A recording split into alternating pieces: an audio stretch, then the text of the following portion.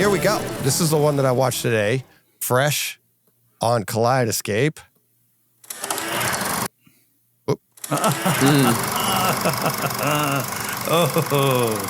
Right. Steve, okay, would you like to introduce this? I mean, you've introduced it everywhere else.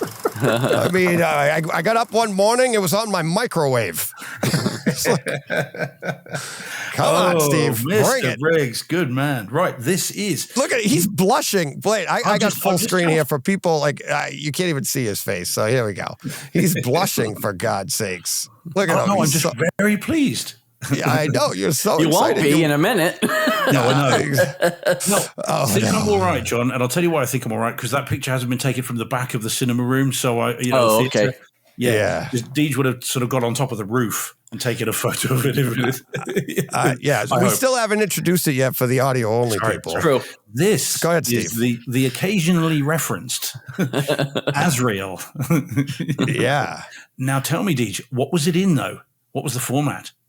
4K SDR. Ooh. 4K SDR with DTS Master Audio 5.1. Okay, so just the 4K, so just the increase in resolution then over the Blu-ray that we've got. Okay. Yes. All right. And I was gonna try to mess with you a little bit and like come in and like, Steve, you and your horrors. I can't. This like.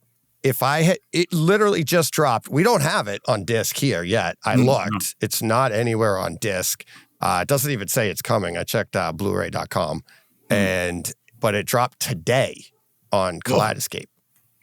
And it's only, an hour and 25 minutes long? It's not super long. Yeah. It's lean and mean. Yeah. Mm-hmm. Yeah, so I figured it would be a good test for... being able, like they told me not to watch, not to experience loud noises and bright lights. I'm like, that's my theater. But yes, okay. So I figured it'd be a good test for that, and it was. And but if this had come out last year, this would have been on my top 10, no doubt about it, for a home theater experience. Yes. Cool. DTS Master Audio 5.1. This is another one. So going through this, spoiler free, there's a scene with a gunshot goes off. She's walking from a Jeep. It's in mid movie. I watched this scene in DTS Master Audio 5.1, and then I watched it with Dolby Surround upmix, and I watched it with Neural X upmix. DTS, the Neural X is the better upmixing. And not only that, if you watch it in just 5.1, the room literally feels flat. It was a fun experiment to do, go back and forth, and I did it multiple times. Fun experiment to do, but the room, you really do feel like that spaciousness goes away. Like everything just feels like it's linear around like ear level. It's just such a difference in senses around you. And the reason I referenced the single gunshot, she's wrestling with a guy on the ground, the gunshot goes off, and they roll down a hill. But when they roll down, they roll off to like the right. So where the gunshot took place, the area that it took place in stays to the left, okay? This gunshot in 5.1, you just hear the ringing very appropriately. It was great in the back left of the room to the side of you, appropriately placed. If you weren't doing an A/B, it's a great experience, okay? It's a great effect, everything. When you move it to Neural X, the sound actually, the ringing from the gunshot, like the ringing you'd hear in your ears, actually pans over the top and towards the right front of the room. And I went back and forth on this.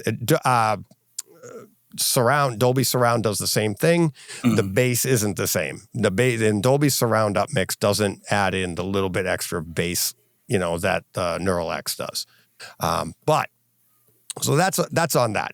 Just way more spaciousness using the Neural X and the Dolby Surround. I just prefer the Neural X. So you're using your height speakers and it literally takes the walls away.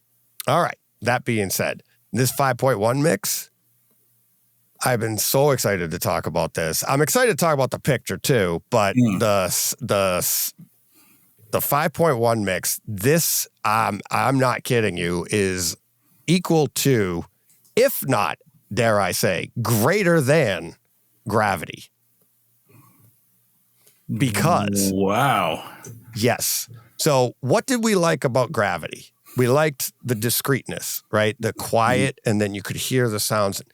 This one has the opposite. It's not Twister, but most of this movie is very quiet, but there's a bed layer of sound, with whether it be mosquitoes or wind blowing or anything. You have to listen to all of that. And then on top of that, there are sounds, the trees in the woods whistling, trees, which is part of the story. The environment of the forest, the environment of the campsite she's walking through, all of these different environments are very quiet. And because, like you said before, there's really no dialogue. So you're heightened to every other sound in the room. And listen, this is Pacific Rim. This is a demo material from beginning to end, because your senses are so heightened because everything is so quiet, but listening to every footstep, every little noise elsewhere in your room. And it never goes, another movie I'll talk about later, that goes literally dead quiet with no bed layer of sound, no noise floor. This one here has a constant noise floor that is very low, but everything else is so discreet, spread around your room. Again, the overheads really opening up the room. It's just, like I said, from beginning to end, you're just on the edge of your seat paying attention to every sound around the room. How did you see it, Steve? So I saw it obviously it's only 1080p on Blu-ray disc, so it's 1080p, but DTS HD 5.1 and upmixed to Neural X, which is why I'm nodding like a dog when you're talking about the DTS HD Neural X mix, because it's great. And Shane Lee, of course, when he saw it was the same as you and I in terms of, it sounded great. So that's how I saw it. But I was very, very impressed with the audio. And also you've got the creatures kind of wandering and shuffling through the various speakers as well. And if you notice, there's a sequence where she's in one of these kind of, I don't know what you'd call it. It's not a tunnel as such. It's a sort of, kind of concrete building. And again, you can hear the way the sound changes when the kind of the creature shuffles into the echo enclosed. from the stone. Yeah. It's really good. Yeah, it's such a little movie that's come out of nowhere. And yet I think it's just going to build and build and build. It's not just me mentioning it 5 times in a 24-hour show.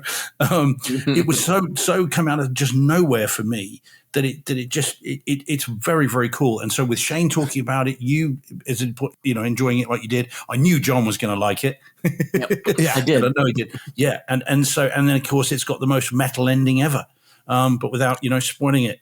Although I'm not sure Shane. Yeah, I'm not sure Shane got the ending. But, I needed a little explaining, honestly, because I wasn't quite sure either. But oh man, Well, I loved the movie. Like, before I get to the sound, I'll talk about the movie itself. There's one that I'll show this.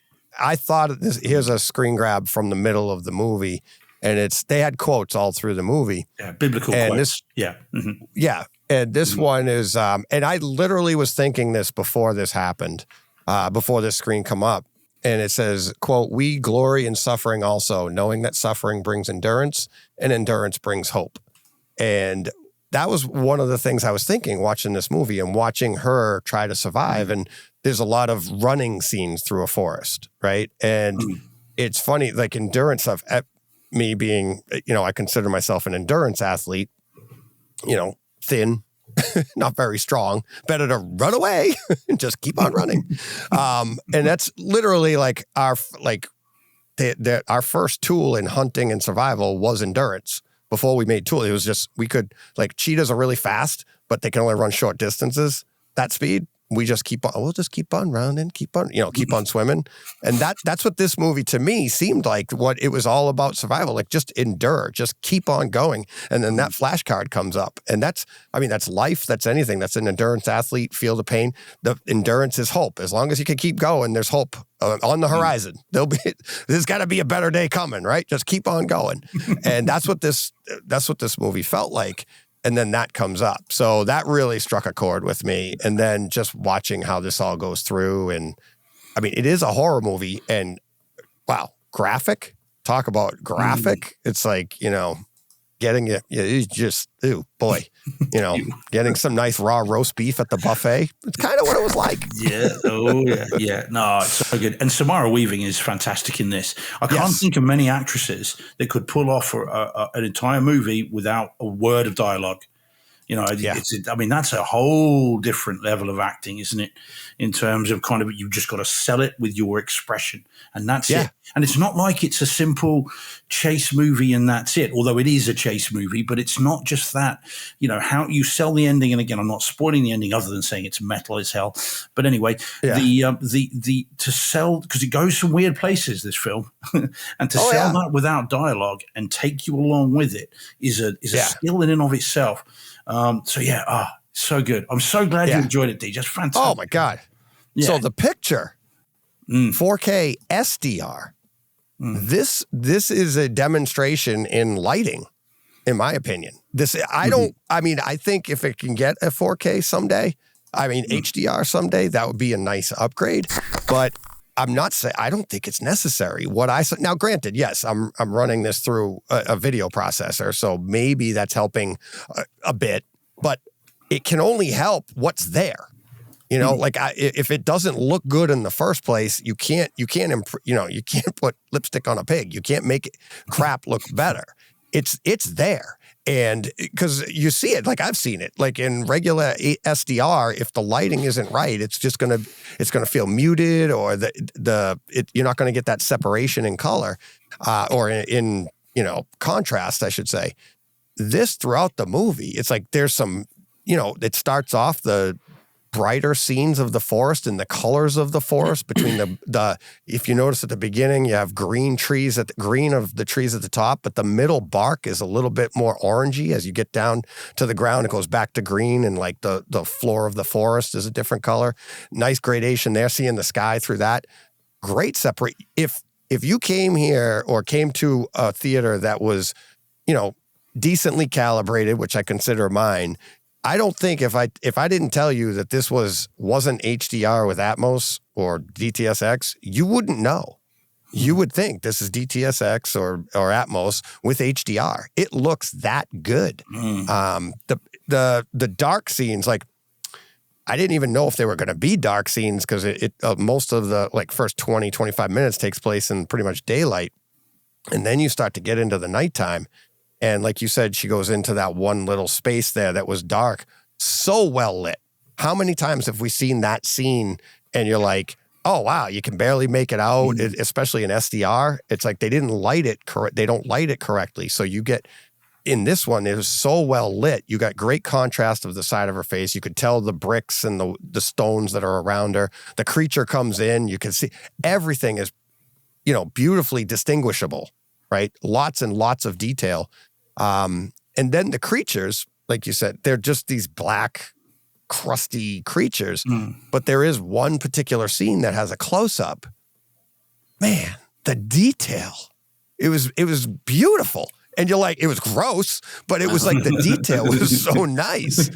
And you're like, and like I said, it's like, it was like blowing me away that this wasn't HDR. But it felt like it was. There's one scene she's laying in kind of the ground, and she looks up, and you see the trees, and the perspective of the trees it looked 3D. It looked that good. Some overhead shots of the forest look gorgeous, like beautifully well, rendered, the colors, the vibrancy. That's the only thing I think that maybe if they went to HDR and you end up with that, increased color palette, maybe a little bit more vibrancy, but it'd be hard pressed to tell the difference, because, getting back to like what you were saying, Steve, about like the expressions on her face, all of the characters in this movie, the expressions on their face, the detail, the pain, the anguish, the blood, the sweat, everything. It was so well done. I really can only say it's like 100% like, I guess, cinematography and lighting, how they shot this, that it really, if you don't believe, when this comes out, I mean, get it. I think you'll see what I'm talking about. You'll see what Steve's talking about. If you can get the Blu-ray, I can't imagine the resolution is giving me a lot more. But the SDR looks gorgeous, absolutely gorgeous. Well, it's on Blu-ray here on Amazon. I don't see any mention of a 4K, but the Blu-ray disc is on Amazon for $17 something. Is that the American one, John, or is that the British one? No, I believe it's American. Okay, nice. Okay, yeah. 4K. There it is. Yeah, because there's a British release, Azrael, Angel of Death.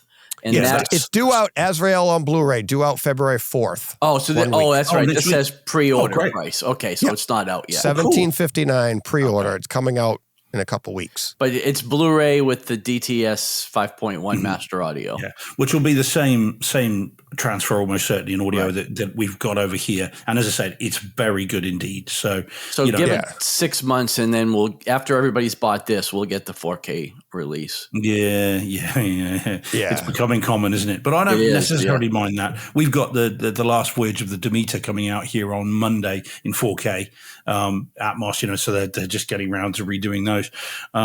It's very, very good. I'm hoping Todd's going to see it now, Deej, because of course he was curious about it on the 25-hour show and was like, is it on Kaleidescape? So hopefully now he can see it too. So we get a chance to DM him or ping him a text because this is right up his alley as well. He'll love this. Yeah. Jordan's saying in the chat, the Blu-ray upscaled to 4K looks excellent.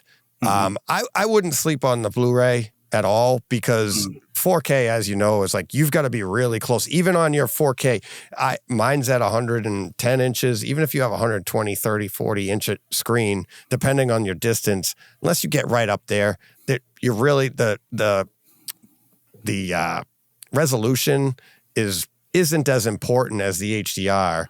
And I got to imagine the SDR on the Blu-ray is going to be the same as the SDR I'm getting here.